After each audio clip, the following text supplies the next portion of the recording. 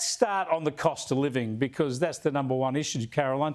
This astonishing research that's come out now saying that we are paying in our homes, domestic electricity consumers are paying $1,000 more for the same amount of electricity as businesses are paying.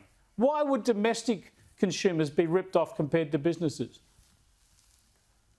I'm actually not sure, and I'm very interested in this and digging into this because, you know, there was that big furore at the end of 2022 about capping wholesale energy prices and the like. So what has happened there? What has that actually produced? And although obviously businesses in a sense use more energy in an aggregate sense, obviously with those sorts of price increases in a proportional sense, that's really, really difficult for families who are already struggling.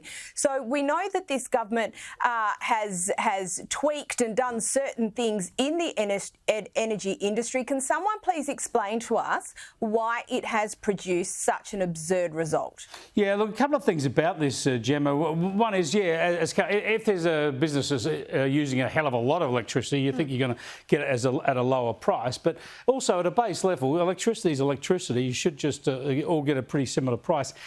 This is information from the Australia Institute, which is a very left-wing think tank. I know the ABC now just called them an economic think tank. Well, they're pretty much a hard left, a socialist left economic think tank. But it does seem worrying.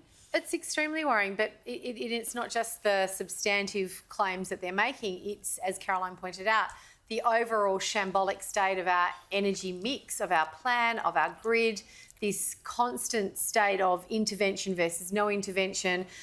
You know, going back, really, it's the greatest policy failure in Australian political recent history, going back not just with respect to the Coalition. The Coalition, when it came back in after Rudd, had an opportunity to look at energy and it didn't, and we are paying the price of that inaction. The Rudd-Gillard, Rudd-Abbott, blah, blah, blah years, and we're all paying the price of that now. We do seem to have a bit of a glimmer of hope with the discussion around nuclear, which has taken great courage to lead. It is the only obvious, a sensible step. And for full disclosure, I have no work in the nuclear space. I have no work in that space. It'll take a long while. And so far, all the major parties are net zero. But you're right, it is a glimmer of hope.